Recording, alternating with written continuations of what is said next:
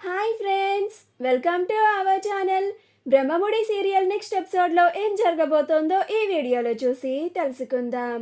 ఎలాగైనా మీరే ఈ పెళ్లిని ఆపాలి అని శాస్త్రిని బెదిరించిన కనకం అసలేం జరిగింది అని తెలుసుకోవడానికి ఈ వీడియోని స్కిప్ చేయకుండా ఎండ్ వరకు చూసేయండి. శాస్త్రి గారు ఆయన శిష్యుడు ఇద్దరూ కలిసి అమ్మవారి పూజ కోసం ఏర్పాట్లు చేసుకుంటూ ఉంటారు. అప్పుడు అపర్ణ, ఇందిరాదేవి, కనకంలు ముగ్గురు ఒక చాటు నుంచి ఆ శాస్త్రి గారిని చూస్తూ కనకంతో ఇలా మాట్లాడుకుంటూ ఉంటారు. అప్పుడు ఇందిరాదేవి కనకం, అదిగో అక్కడ ఉన్నాడే ఆయనే శాస్త్రి అని అంటుంది. అప్పుడు కనకం శాస్త్రి గారిని చూసి, ఈ శాస్త్రి గారా, ఈయన నాకు బాగా తెలుసమ్మా అని అంటుంది. అప్పుడు ఇందిరాదేవి, ఈ పెళ్లికి ముహూర్తం పెట్టింది కూడా ఆయనే అని అంటుంది. అప్పుడు కనకం, అవునా, ఈ శాస్త్రి నా కూతురు జీవితాన్ని నాశనం చేయడానికి ఈ పెళ్లికి ముహూర్తం పెట్టాడా, వీడి సంగతి తేలుస్తాను చూడండమ్మా నేను అని అంటుంది.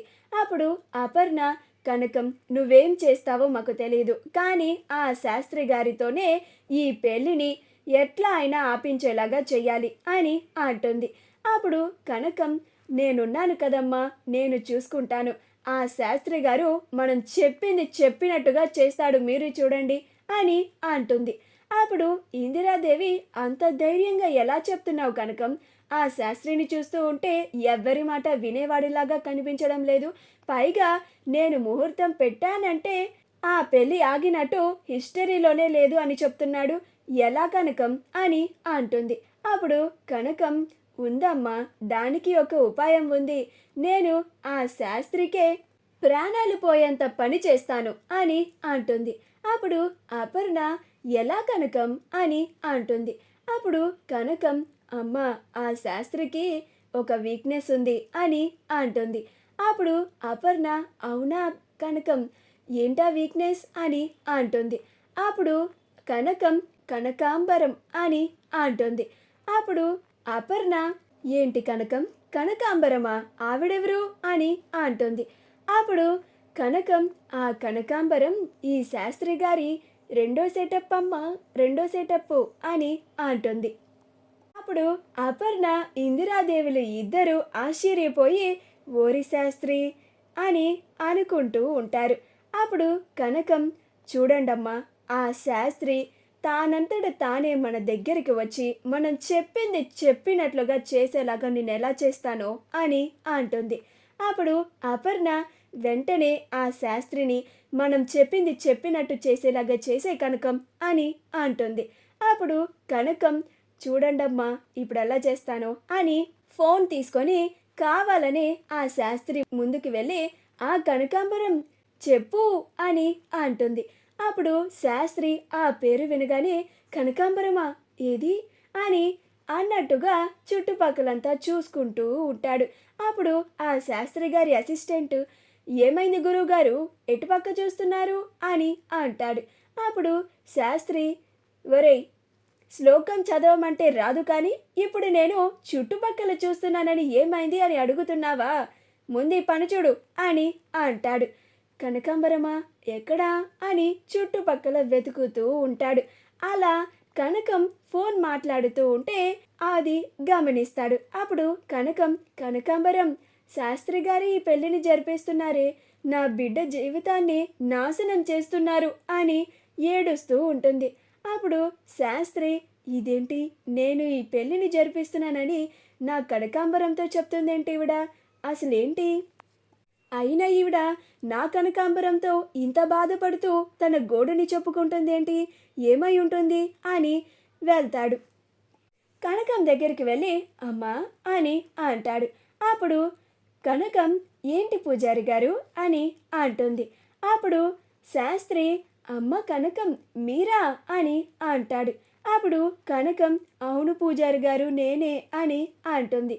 అప్పుడు శాస్త్రి, ఏంటమ్మా, ఏమైంది, ఎవరితోనో చాలా దిగాలుగా ఫోన్లో మాట్లాడుతున్నట్టున్నారు, ఏమైందమ్మా, ఏదన్నా సమస్య, నాకు చెప్పండి అని అంటాడు. అప్పుడు కనకం, నా సమస్యకి కారణమైందే మీరైతే మీతో ఎలా చెప్పుకోమంటారు పూజారి గారు, అయ్యో అని కన్నీళ్లు పెట్టుకుంటూ ఉంటుంది. కనకం యాక్టింగ్ని చూసి అపర్ణ ఇందిరాదేవులు ఇద్దరు నవ్వుకుంటూ ఉంటారు. అప్పుడు అపర్ణ, చూసారా అత్తయ్య, కనకం యాక్టింగ్ని ఎరగదీసేస్తుంది అని అంటుంది. అప్పుడు ఇందిరాదేవి, అందుకే కదే ఆ కనకంని పిలిపించింది అని అంటుంది. అప్పుడు శాస్త్రి గారు, ఏమిటమ్మా మీరు మాట్లాడేది? మీరు బాధపడడానికి మీ సమస్యకి కారణం నేనా? రామరామ, నేనేం చేశానమ్మా అని అంటాడు. అప్పుడు కనకం, చేసిందంతా చేసి ఇప్పుడు నేనేం చేశానమ్మా అంటావేంటి? నీ గురించి కనకాంబరంతో ఇప్పుడే చెప్తున్నాను, ఉండి నీ సంగతి తేలుస్తాను అని అంటుంది. అప్పుడు శాస్త్రి గారు, అమ్మా అసలు మీ సమస్య ఏంటమ్మా?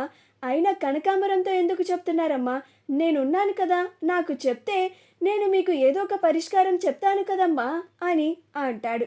అప్పుడు కనకం, మీరు పెళ్లి చేస్తున్నారే, అతనికి ఆల్రెడీ పెళ్ళి అయిపోయింది. ఆ భార్య నా కూతురి జీవితాన్ని మీరే నాశనం చేస్తున్నారు. మా అల్లుడు గారు గతాన్ని మర్చిపోయారు.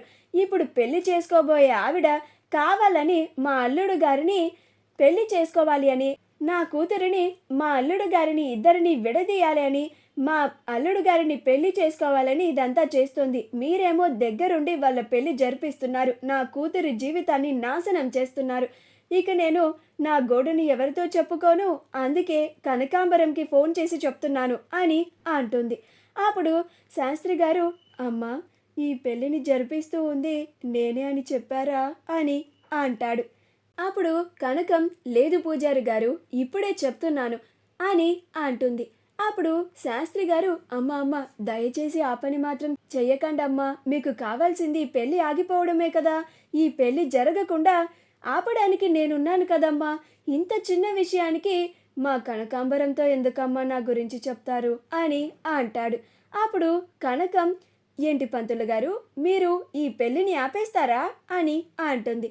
అప్పుడు శాస్త్రి గారు, మీరు ఎలాంటి సందేహం పెట్టుకోకండమ్మా, నేను ఎట్టి పరిస్థితుల్లోనూ ఈ పెళ్ళిని జరగనివ్వను అంతే అని అంటాడు. అప్పుడు కనకం, మరి మీరు పెట్టిన ముహూర్తాల్లో ఏ పెళ్ళి ఆగలేదు అని మీరే చెప్తున్నారంట కదా పంతులు గారు అని అంటుంది. అప్పుడు శాస్త్రి గారు, ఏదో చెప్పానులే అమ్మా, ఇప్పుడు నేనే పెళ్ళిని జరగనివ్వను అంటున్నాను కదా, నేను ఈ పెళ్ళిని ఎట్టి పరిస్థితుల్లోనూ ఆపేస్తాను, మీరు మాత్రం నా పేరుని కనకాంబరంకి చెప్పకండమ్మా అని కాళ్ళ వేళ్ళ పట్టుకొని బ్రతిమిలాడుతూ ఉంటాడు.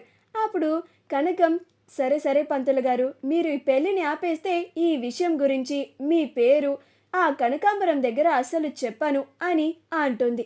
అప్పుడు శాస్త్రి గారు, అలాగేనమ్మా అని అంటాడు. ఇదంతా చూసి అపర్ణ, కనకం మామూలుది కాదత్తయ్య, ఎట్లా అయినా శాస్త్రి గారిని ఒప్పించేసింది అని అంటుంది. అప్పుడు ఇందిరాదేవి, అవునపర్ణ, ఇక మన పని అయిపోయినట్టే అని అంటుంది.